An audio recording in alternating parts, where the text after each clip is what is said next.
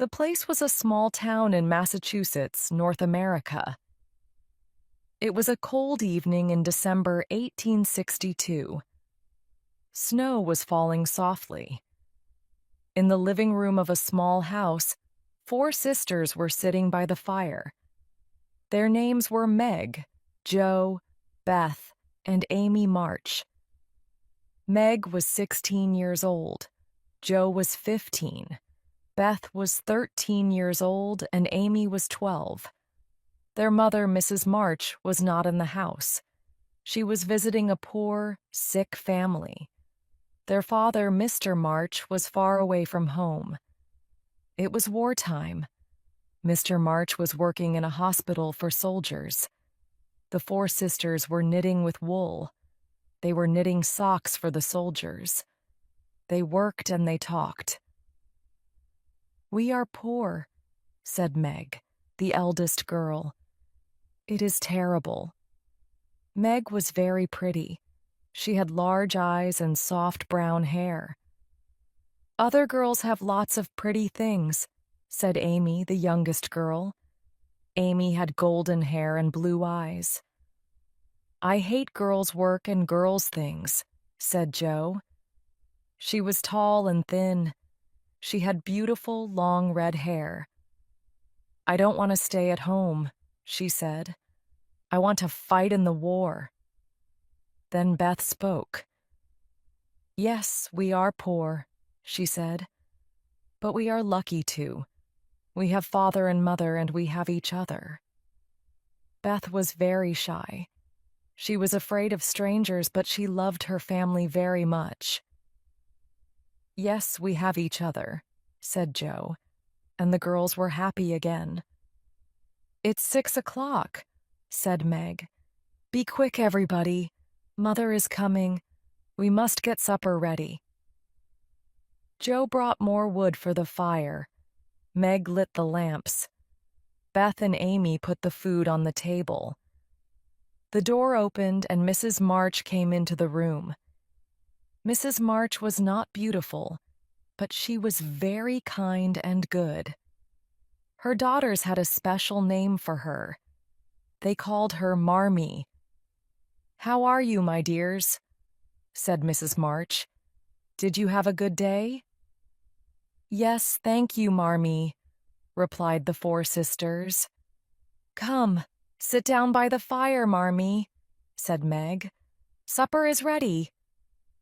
After supper, Mrs. March said, "Girls, I have a wonderful surprise."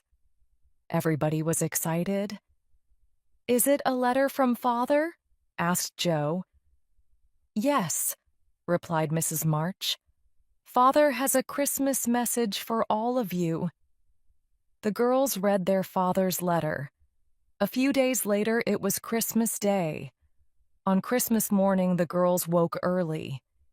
Each girl had one present, a book from their mother. They ran downstairs. They wanted to thank her, but Mrs. March was not there.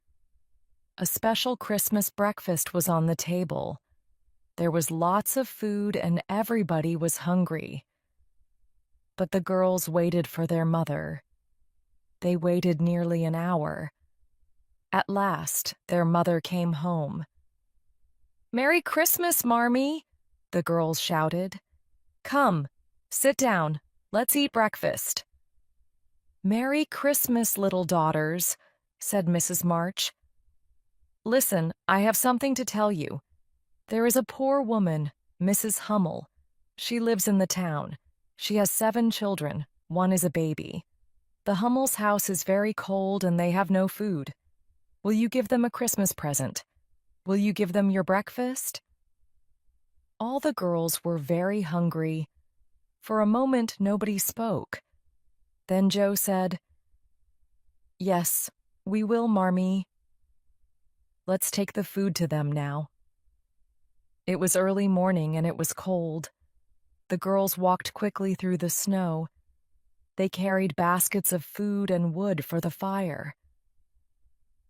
The Hummel family lived in one small room. The room was in a house near a river. The windows of the room were broken and there was no fire. Mrs. Hummel lay in her bed. She was ill. The baby was crying and the children were cold and hungry. The Hummel children saw the March sisters and the baskets of food. They shouted happily. "Thank you! Thank you!" they shouted. The girls made a fire, and they put the food on the table. Mrs. March made some tea. Soon the room was warm. The hungry children ate the food, and they laughed. Later, Mrs. March and her daughters went home. They had bread and milk for breakfast, but they were very happy. The March sisters often acted in plays. Joe wrote the plays. The girls acted in a small room at the top of the house. They put on brightly colored clothes and they enjoyed themselves. On Christmas evening, the girls acted in a play. All their friends came. Everybody enjoyed the play. Later, their friends went home and the girls had a lovely surprise. Mrs. March called to them. "Supper is ready," she said. The girls ran downstairs. They saw lots of delicious food on the table: cakes, sweets, fruit, and ice cream. "Where did this lovely food come from, Marmee?" Amy asked. Mrs. March smiled. "Old Mr. Lawrence sent it," she replied. "Old Mr. Lawrence, our neighbor?" asked Meg. She was surprised. "But we don't know him," she said. "He heard about your breakfast," said Mrs. March.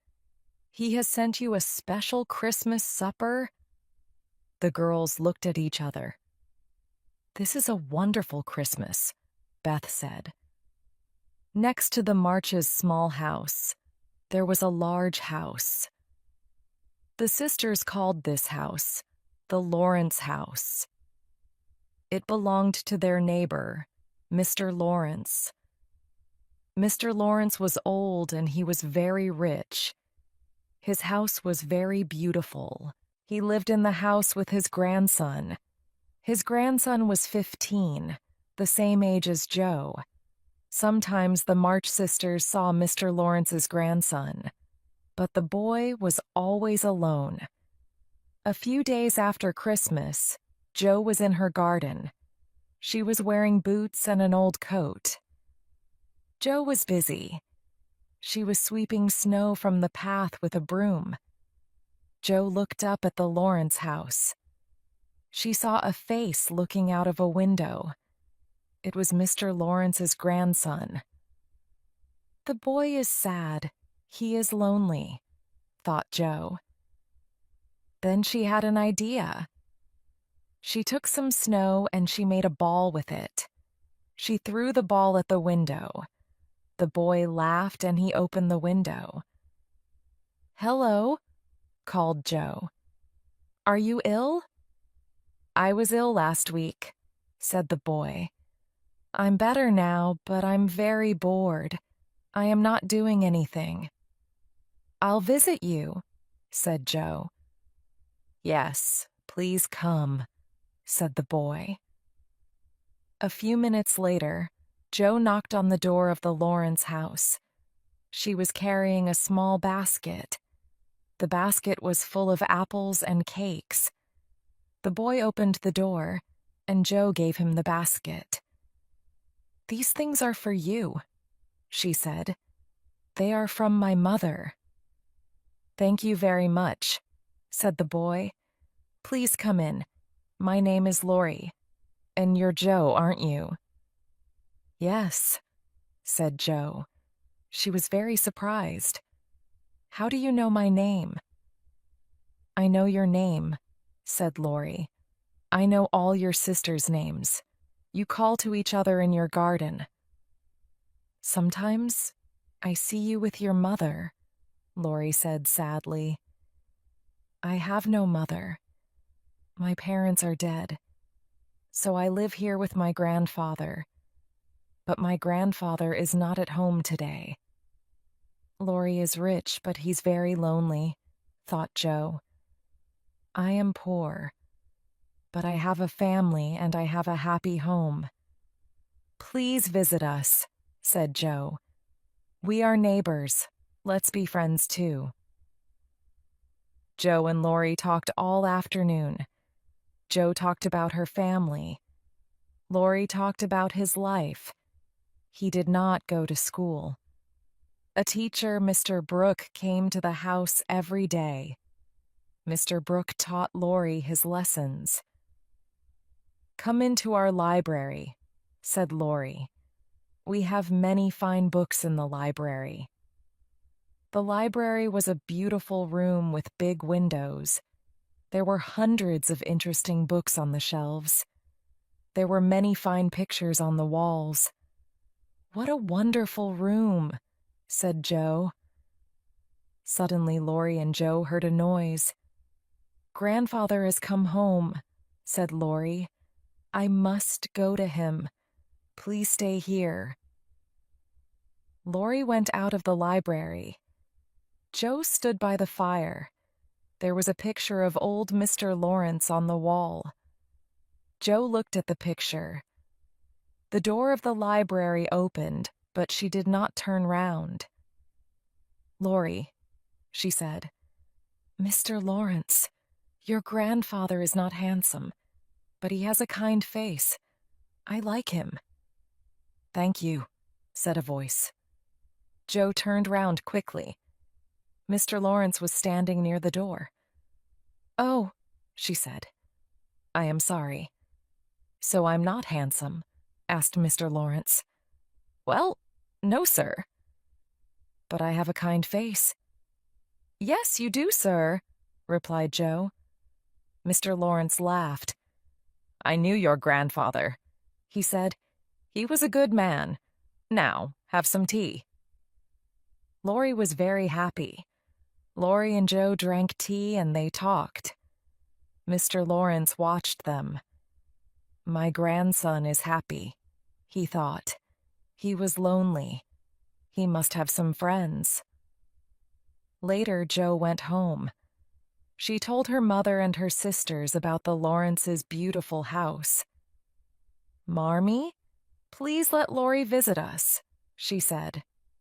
Yes, dear, replied Mrs. March. Your new friend Laurie will be welcome in our house. Laurie and the March sisters became good friends. They visited each other often. They had many happy days together. Everybody liked Laurie and his grandfather. Meg, Joe, and Amy all went to the Lawrence house. Meg loved flowers and gardens. She liked the garden at the Lawrence house very much. It was winter, and there were no flowers. But there was snow on the trees. They were very beautiful. Joe wrote plays and stories. And she loved books. She liked the library at the Lawrence house. Amy liked the library too. She painted pictures. She liked the paintings on the library walls. But Beth did not visit the Lawrence house. She was very shy. She was afraid of old Mr. Lawrence. Beth did not go to school. She learned her lessons at home. Beth's life was quiet, but she was very happy. She helped her mother with the housework. She learned her lessons every day. Beth loved music. The Marches had a piano, but it was very old. Beth tried to play the piano, but the music did not sound very good. One day, Mr. Lawrence spoke to Mrs. March. Do your daughters play the piano? He asked. Beth plays the piano, Mrs. March replied. I have a beautiful piano, said Mr. Lawrence. But nobody plays it now. Will Beth come to my house? Will she play the piano? Beth is very shy, Mrs. March said. Laurie and I are often out of the house, said Mr. Lawrence. Beth must come then. We will not hear her playing the piano." Mrs. March told Beth the news. Beth was very happy and excited. She wanted to play Mr. Lawrence's piano. The next day, Beth went to the Lawrence house. The house was very quiet. "Good," thought Beth. "Everybody is out of the house." The piano was in the living room. Beth walked very quietly into the room. She touched the piano. "How beautiful it is," she thought. Some pages of music were lying on top of the piano. Beth looked at the pages. The music was not difficult, so she started to play. Beth played the piano for many hours. She enjoyed herself very much. After that, she went to the Lawrence house every day. Sometimes Mr. Lawrence was in the house. He often listened to the music, but Beth never saw him. A few weeks passed. One day, Beth spoke to her mother. "Marmee," she said, "I want to thank Mr. Lawrence. He has been very kind. I will give him a present. Shall I knit a pair of slippers for him?" "Yes, Beth," replied Mrs. March. "That's a very good idea." Beth bought some wool and she made a beautiful pair of slippers. She took them to the Lawrence house. Mr. Lawrence was away from home, so Beth wrote a short note. She put the note and the slippers on a table. Then she went home. "Oh," thought Beth, "Mr. Lawrence did not like the slippers." The next morning, Beth walked by the river. She was sad. Later, she went home. Her sisters were waiting. They were very excited. "Beth, Beth, come quickly," they called. "You have a present. Come and see." They took Beth into the living room. In the middle of the room was a beautiful little piano. On top of the piano, there was an envelope. "Open the envelope, Beth," said Joe. "Please open it for me," said Beth. Joe opened the envelope. She pulled out a note. She read it to her mother and sisters. Beth was very excited. "Mr. Lawrence has given me this piano," she said. "I am very lucky." Beth sat down at the piano and started to play. The piano sounded beautiful. But suddenly, she stopped playing. "I must thank Mr. Lawrence now," she said. Beth was not shy anymore. She ran quickly to the Lawrence house and went inside. Mr. Lawrence was in the library. Beth ran to him and she kissed him. Then she said, "Dear Mr. Lawrence, thank you so much for my beautiful piano." Beth was not afraid of Mr. Lawrence anymore. It was Saturday afternoon. Meg and Joe were in their bedroom. They were putting on their coats. They were going out. Amy came into the bedroom. "Where are you going?" she asked. "Don't ask questions," said Joe. "We're going to the theater with Lori," said Meg. "We're going to see a play." "Oh," said Amy. "I want to come with you, please." "No," said Joe. "You are too young." "I'm not too young," she said. "I'm 12 years old. Please, please let me come with you." Joe often became angry very quickly. She became very angry with Amy. "No, Amy," she said. "We will not take you with us. Please go away." Amy started to cry. At that moment, Lori arrived at the house. "Meg, Joe, are you ready?" he shouted. "We're coming," Joe replied. Joe and Meg ran downstairs. Amy stopped crying. "You'll be sorry, Joe March," she shouted. Joe and Meg had a wonderful time at the theater. They returned home in the evening. Amy was reading a book. She did not ask them questions about the play. The next day, Meg, Beth, and Amy were sitting in the living room. They were sitting by the fire. Suddenly, Jo ran into the room. She was very upset. "Where is my book of stories?" she asked her sisters. "Have you seen it?" Jo often wrote stories. She wrote them all in a little book, but today she could not find her book. "I haven't seen your book," said Meg. "Have you seen it, Beth?" "No," said Beth. Amy was very quiet. She did not say anything. "Amy, where is my book of stories?" asked Jo. "I don't know," replied Amy. "Yes, you do know," said Jo. "Tell me immediately, where is it?" "You'll never see it again," said Amy. "Why not?" asked Jo. "I burnt it," said Amy. "You didn't let me come to the theater yesterday, so I threw your book of stories on the fire." Jo was very angry. She held Amy's arms and shouted at her. "You bad, bad girl," Jo shouted. "I wrote those stories for Father. Now they are gone forever." Suddenly Amy was sorry. She started to cry. "Please forgive me, Jo," Amy said. "I'm very, very sorry." Tears fell from her eyes. "I'll never forgive you," said Jo. "Never." Jo did not speak to Amy again that day. She was very angry and upset. The next day, the weather was very cold.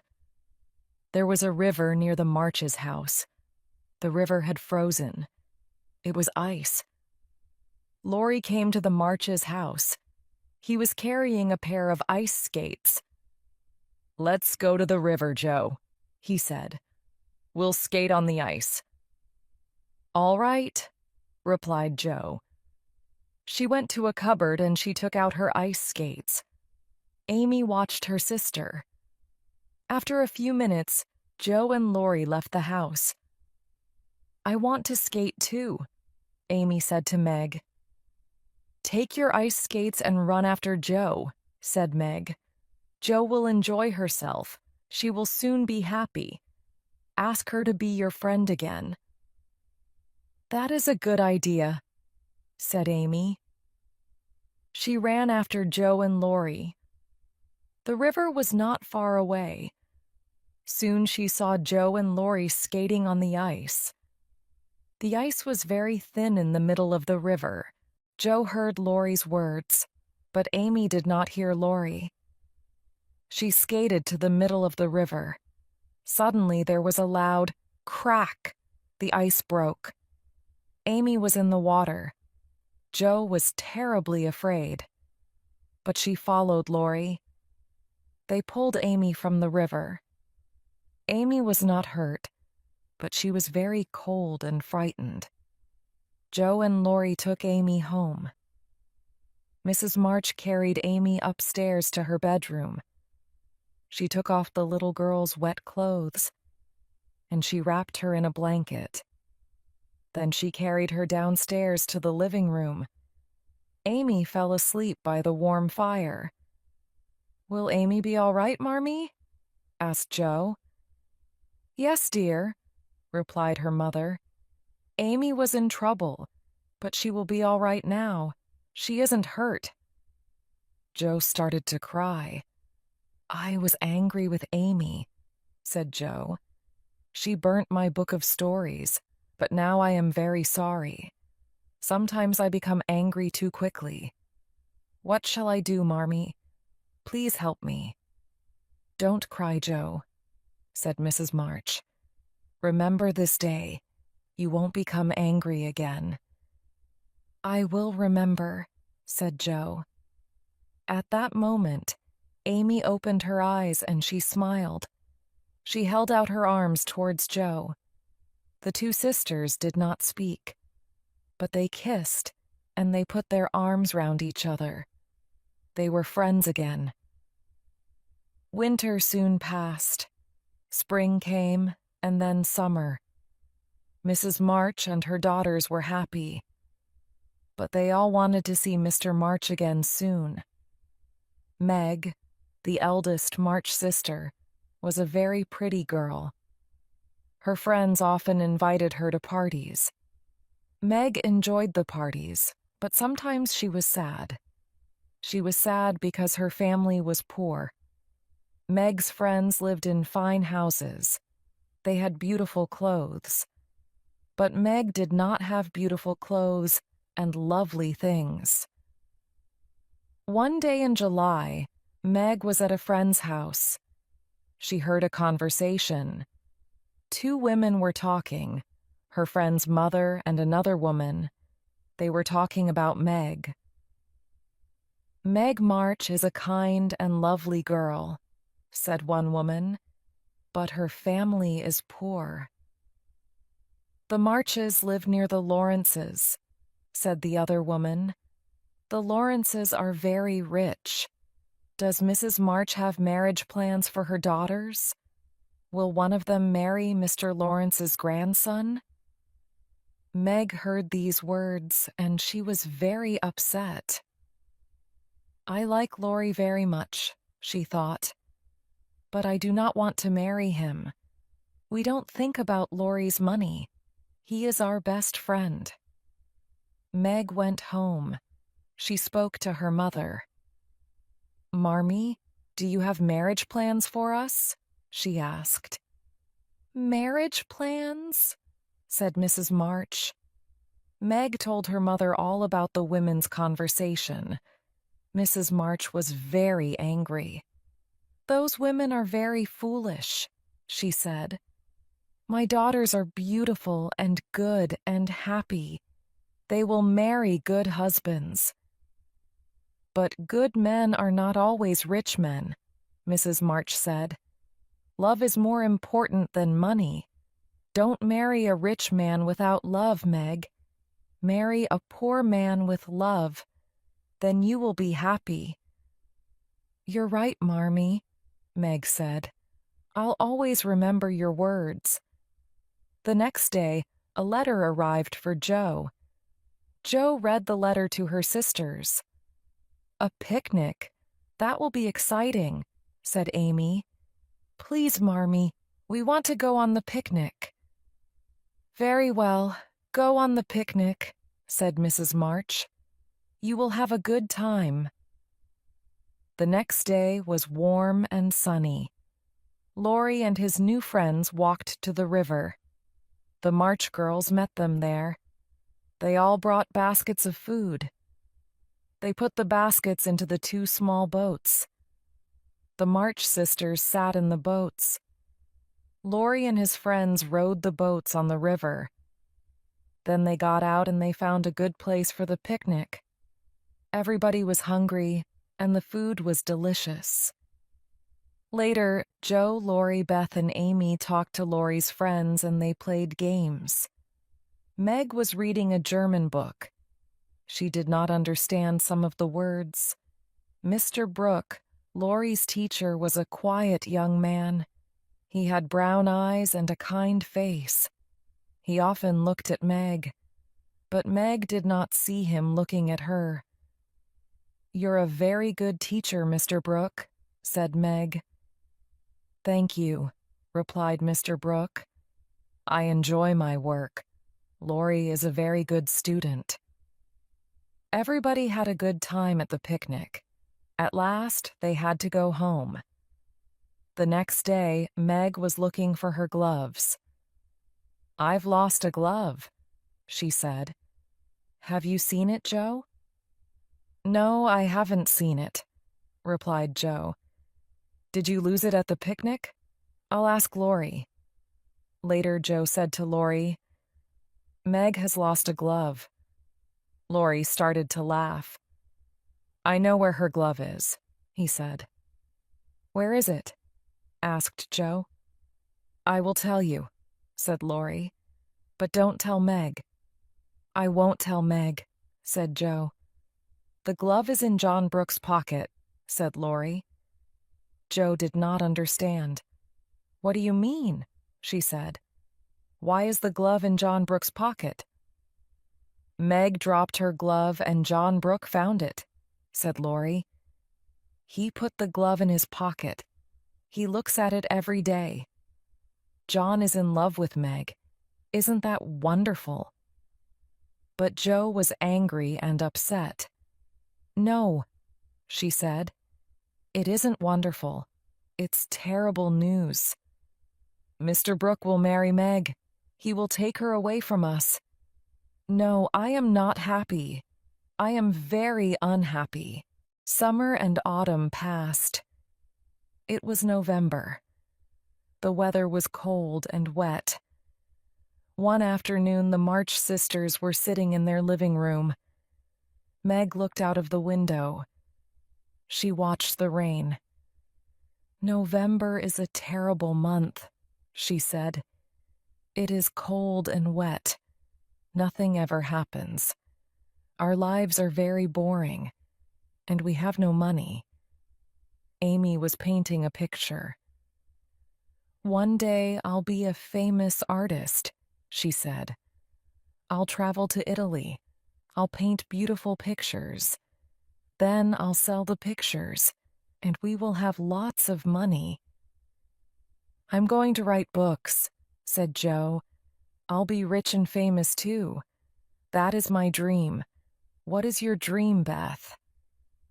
"I'm very happy now," said Beth. "I shall stay at home with Marmee and Father." Meg looked out of the window again. Suddenly she said, "There's Laurie. He's coming to the front door."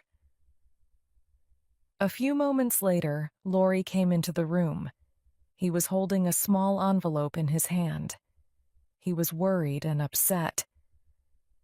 "What is it, Laurie?" said Jo. "Is something wrong?" "Where is Mrs. March?" said Laurie. "I have come from the post office." Laurie held up the envelope. "This is a telegram for your mother. It's from Washington," he said. At that moment, Mrs. March came into the room. Laurie gave her the telegram. Mrs. March opened it, and she read it quickly. Then she sat down in a chair. Her face was white. "I must go to Washington," said Mrs. March. "I will go on the train tomorrow morning. Jo, run to the post office. Send a telegram to the hospital. Send this reply. I will come immediately. Meg, Beth, Amy, come and help me. I have to pack my case." The three girls started to help their mother. Jo put on her hat and she went out. Laurie went home. Mrs. March went to her desk in the living room. She opened a drawer. There was some money in the drawer. She looked at the money. There was not very much. "I have to buy a train ticket," she thought. "Will the girls have enough money for food?" A few minutes later, there was a knock on the front door. Meg opened the door. Old Mr. Lawrence and Mr. Brooke, Laurie's teacher, were standing outside. "Laurie told us the bad news about your father," said Mr. Lawrence. "I'm very sorry. Will your mother go to Washington?" "Yes," said Meg. "She will go to Washington tomorrow morning." "She must not go alone," said Mr. Lawrence. "A friend must go with her. I'm an old man. I am not strong. I can't go with her. But John Brooke is a young man. He can go to Washington with your mother." Mr. Brooke looked at Meg and he smiled. His face was very kind.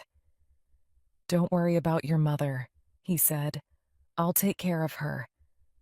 Meg was very pleased. "Thank you very, very much," she said. Soon everything was ready for Mrs. March's journey. Evening came, but Jo had not returned. Mrs. March was worried. "Where is Jo?" she said. "It's very late." At last, Jo came home. She walked into the kitchen and she put some money on the table. "This money is for your journey, Marmee," she said. Mrs. March looked at the money. Then she looked at Joe. She was very surprised. $25, she said.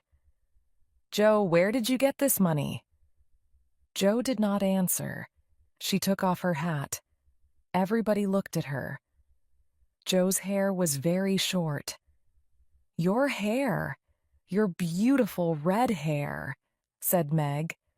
"Oh, Joe, what have you done?" "Many women want long red hair," said Joe. "I went to the barber's shop. The barber cut my hair. Then I sold him my hair. He gave me $25 for it. I wanted to help Marmee and Father." Tears fell from Mrs. March's eyes. "Joe, you are good and kind," she said. That night, Meg and Joe could not sleep. Joe was thinking about her hair. Meg was thinking about Mr. Brooke. Both girls were worrying about their father. The next morning, Mr. Lawrence's carriage came to the Marches' house. Mr. Brooke was sitting inside the carriage. Mrs. March kissed her daughters and she said goodbye. Then she got into the carriage. The sun shone on the sad faces of the March sisters. "Goodbye, dear Marmee," they said. "Goodbye." Mrs. March was in Washington. The four sisters worked very hard. They did the housework every day. They were worried about their father and mother, but the girls were very kind to each other, and they wrote to their mother every day. Soon a letter arrived from Mrs. March. The girls were happy. And soon Meg, Joe, and Amy forgot about the housework. Beth did not forget. She did her own work, and she did her sister's work too. One afternoon, Beth, Meg, and Joe were talking. Amy was not at home. "Meg," said Beth, "please will you visit the Hummel family? Marmee often visits them. Marmee is not here. We must visit the Hummels." "I'm sorry, Beth. I'm very tired today," said Meg. "Joe must go to the Hummels' house." "I can't go," said Joe. "I'm going to meet Lori. I can't visit the Hummels today. You must go yourself, Beth." "I visited the Hummels every day this week," said Beth. "The baby is ill and I am very worried." "Oh," said Meg. "Amy will come home soon. Then she must visit the Hummels." An hour passed, but Amy did not come home. Meg and Joe went upstairs. Meg looked at a new dress. Joe wrote a story. They forgot about the Hummels. Beth waited. At last, she put on her coat. She put some food in a basket and she went out. Meg and Joe did not see her leaving. Later, Beth returned. She did not speak to anybody. She went upstairs to her mother's bedroom and she shut the door. An hour later, Joe found Beth. Beth was sitting on her mother's bed. Her face was white, and she was crying. She was holding a bottle of medicine. "What is wrong?" Joe asked. "Oh, Joe, the baby is dead," said Beth. "Which baby?" asked Joe. "The Hummel baby," replied Beth. "I went to the Hummel's house this afternoon. The baby was very ill. Mrs. Hummel went to get the doctor. I held the baby in my arms, but it died." "Oh, Beth, that is terrible," said Joe. "What happened next?" "Mrs. Hummel came back with the doctor," said Beth. The doctor looked at the baby. He said, "This baby had scarlet fever." "Scarlet fever?" said Joe. "Yes," Beth said. "The doctor gave me this medicine. He said, "Go home immediately. Drink some of this. And now I have a headache and I'm very hot." Suddenly, Jo was afraid. Has Beth got scarlet fever? She thought. It is a very dangerous illness. "Don't worry, Beth," Jo said. "I'll tell Meg. We will get Marmy's doctor." Meg was very worried. "Beth went to the Hummel's house every day," she said to Jo. "We must get Dr. Bangs immediately." Dr. Bangs came and he looked at Beth. Then the doctor spoke to Meg and Jo. "Beth has scarlet fever," he said. "Who will take care of her?" "We will," said Meg. "Jo and I have had scarlet fever. We are safe." "Has Amy had scarlet fever?" asked Dr. Bangs. "Amy hasn't had the fever," replied Meg. "She will not be safe here. She must stay with Father's aunt, Aunt March." "Good," said Dr. Bangs. "Take care of Beth. I'll come again tomorrow." The doctor left the house. Jo spoke to Meg. "We must write to Marmee," she said. "We must tell her about Beth." "No," said Meg. "Marmee is taking care of Father. She can't come home now. Marmee must stay in Washington. We must not tell her about Beth." Jo started to cry. "Washington is many miles away," she said. "We were wrong, Meg. We didn't visit the Hummels. Beth went there every day, and now she has scarlet fever." "Oh, Meg, what are we going to do?" Meg put her arms round Jo. "Don't cry, Jo," she said. "Beth has scarlet fever, but she will get better soon. Now we must take care of her." The next day, Amy went to Aunt March's house. Meg and Jo took care of Beth. Beth was very ill. The days passed and she did not get better. Beth could not eat. She slept for many hours. Sometimes she was awake, but she could not remember things. Sometimes she called Jo Meg. Sometimes she called Meg Jo. Beth said her mother's name again and again. Jo and Meg were worried and afraid. One morning, the two girls were talking. "Let's send a telegram to Marmee," said Jo. "Let's tell her about Beth now. Then she will come home." "All right," said Meg. She sat down and she wrote the words for a telegram. "I'll take this to the post office this afternoon," said Meg. But that afternoon, a letter arrived from Mrs. March. There was bad news in the letter. Mr. March was very ill again. Meg and Jo read the letter. They looked at each other. "We must not send the telegram to Marmee," said Meg. "Beth is ill, but Father is ill too. Marmee must stay with him. She can't come home now."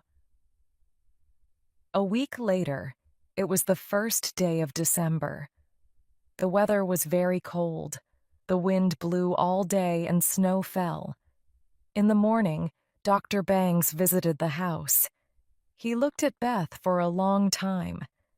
Then he spoke to Meg and Jo. "Beth is very, very ill," he said. "Your mother must come home immediately. I will come back tonight." "Meg," said Jo, "we must send the telegram to Marmee." Jo put on her coat and hat and she ran outside. Laurie was walking towards the house. He was holding a letter in his hand. He was very happy and excited. "I have good news," he said. "This letter is from John Brooke. Your father is getting better now. But what's wrong, Jo? Where are you going?" "I'm going to send a telegram to Marmee," replied Jo. "Dr. Bangs visited Beth. She is very, very ill." Joe started to cry. Laurie held Joe's hand. "Dear Joe," he said, "Grandfather and I will always help you. Please remember that." "Yes," said Joe. "You are our good friends. Thank you very much." "I must tell you something," said Laurie. "Last week, Grandfather and I were talking about Beth. We were very worried about her. We sent a telegram to your mother. We told her about Beth's illness. Today I received this letter from John Brooke. Your mother will be here early tomorrow morning. Then everything will be all right."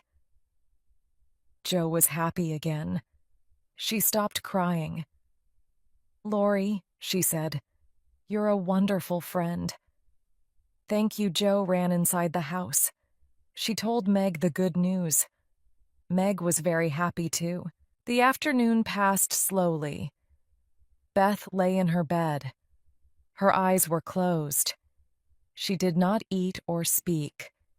Sometimes she drank some water. Meg and Joe sat by her bed. The wind blew and the snow fell. At last, night came. Meg and Joe watched Beth. They waited for Mrs. March, and they waited for Dr. Bangs. Old Mr. Lawrence and Laurie waited too. They sat downstairs in the living room. They sat by the fire. The hours passed. At 2 o'clock in the morning, Joe went to the window. She looked out at the garden. There was thick snow everywhere. "The world is sad and lonely tonight," she thought. Suddenly she heard a noise. She turned round. Meg was crying. "Beth has died," thought Joe. "Beth has died and Meg cannot tell me." She went to the bed and looked down at Beth. Beth was quiet. Her eyes were closed. Then the door opened and Dr. Bangs came into the room. "Beth is dead," Joe said quietly. Dr. Bangs looked at Beth. He held her hands. Then he smiled. "No," he said. "Beth isn't dead. She's sleeping. She's going to be all right. There is no more danger." Meg and Joe put their arms round each other and they cried. They were very, very happy. Soon it was morning. The sisters heard the sound of a carriage in the street. Then Laurie called from the living room. "Girls, girls, your mother is here." Mrs. March had come home. Amy was unhappy at Aunt March's house. She wanted to see her family. Aunt March was an old lady. She did not like young girls. Sometimes she was angry with Amy. Every evening Amy had to read to Aunt March, but she did not like Aunt March's books. They were not very interesting. One evening, Aunt March spoke to Amy. "I have had a letter from your mother," she said. "She has come home. She will take you home tomorrow." Amy was very happy. Soon the four sisters were together again, and every day Beth was stronger. One day, a letter came from Washington. It was from John Brooke. Mrs. March read the letter. "Girls, girls, I have wonderful news," she said. "Mr. Brooke is going to bring Father home." It was a week before Christmas. The March sisters were very busy and excited. They made Christmas presents, and they cooked delicious food for Christmas Day. In the evening, Joe spoke to her mother. "Marmee," she said, "I must tell you something. John Brooke loves Meg. In the summer, Meg lost a glove. John Brooke found it and he put it in his pocket. Isn't that terrible, Marmee?" "Why is it terrible?" asked Mrs. March. "John Brooke will marry Meg," replied Joe. He'll take her away from us. Listen, Joe, said Mrs. March. John Brooke is a good young man. He was very kind and helpful in Washington. John Brooke must not marry Meg, Joe said. Meg must not marry a poor man. Money is not important, replied Mrs. March. John is good and kind. He loves Meg very much. But Meg is young. She is only 17. They must wait. Please don't be sad, Joe, Mrs. March said. One day you will leave this house too. You will meet a good man and you will marry him. No, Mother, cried Joe. I'll never marry anybody. I want to be a famous writer. At last, it was Christmas Day. Everybody had some presents. Everybody was happy. In the afternoon, Laurie and old Mr. Lawrence came to the Marches' house. They brought presents. Everybody talked and everybody laughed. Then somebody knocked at the front door. Laurie went to the door. A moment later, he came back into the living room. He was very excited. Here is another Christmas present for the March family, he said. A tall man was standing behind Laurie. Everybody looked at the man. For a moment, they did not speak. Then the girls shouted together, "Father!" All the sisters ran to their father. They put their arms round him. Everybody was talking and crying. "This is the best Christmas present," said Amy. Then another man came into the room. It was John Brooke. Meg ran towards him. "I'm very happy to see you, John," she said. "Thank you. You have brought Father home to us." Later, everybody ate Christmas dinner. Then the Lawrences and John Brooke went home. The March family sat by the fire. Mr. March looked at the faces of his 4 happy daughters. "My dears," he said, "this year has been very long and difficult. You had to work very hard. I left home and you were girls. Now you have grown up. You are 4 fine women." The Marches were together again. Every day Mr. March and Beth were stronger. Laurie and old Mr. Lawrence often visited the Marches, but John Brooke did not come with them. Meg was sad. She wanted to see John very much. "I don't understand," she thought. "Why doesn't John visit us?" One afternoon, Meg and Joe were talking. Joe saw an umbrella by the front door. "Whose umbrella is that?" she asked. "I've never seen it before." "It's John Brooke's umbrella," replied Meg. "He left it here on Christmas Day.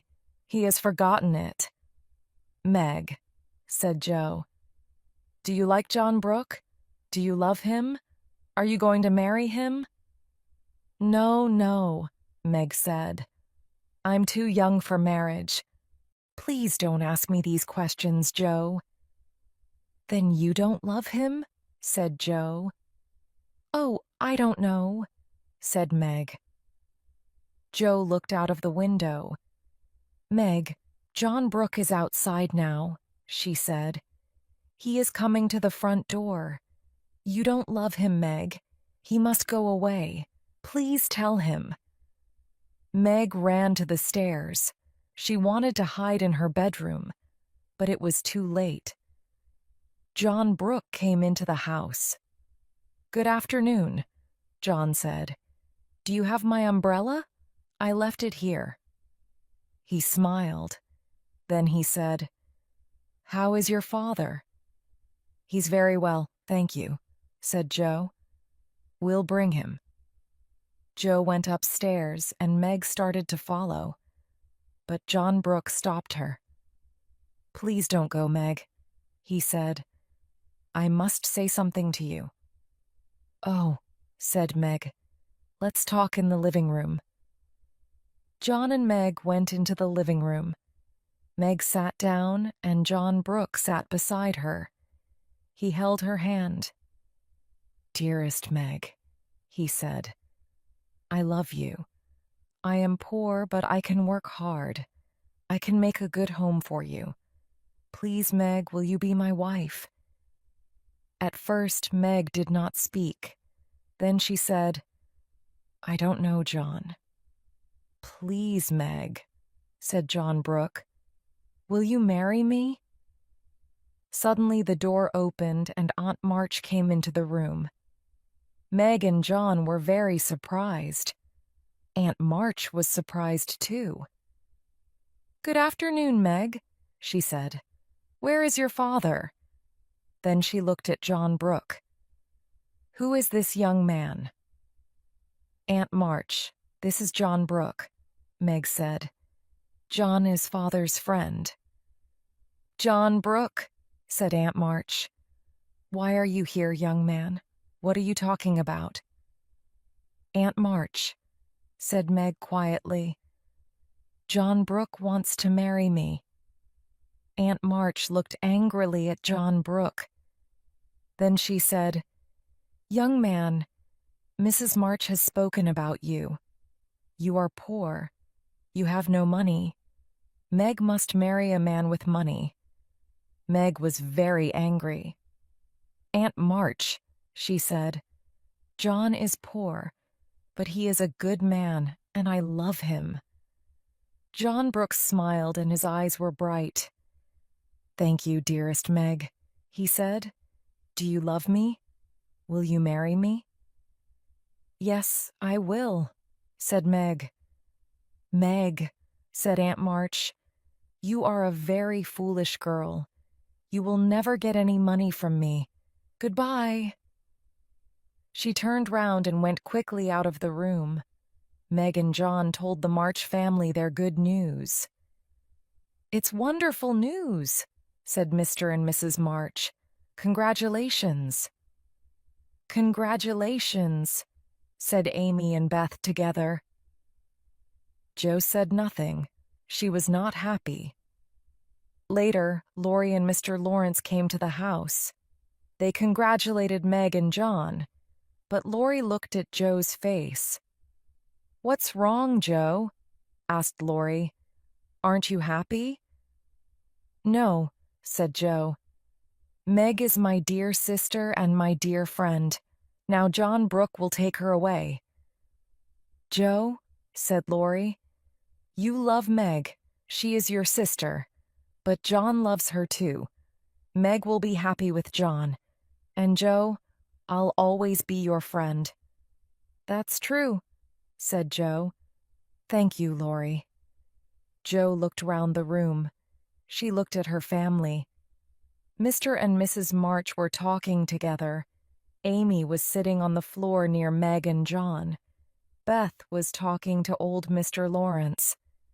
Suddenly, Jo was not sad anymore. She turned to Laurie. "You are right, Laurie," she said. "One day Meg will marry John, but she will always be my sister. We will always love each other." "That's right, Jo," said Laurie. Jo went over to Meg. She held Meg's hands and she kissed her face. "Congratulations, dearest Meg," she said. "I am very happy for you. And congratulations, John. You are our brother now. Welcome to our family."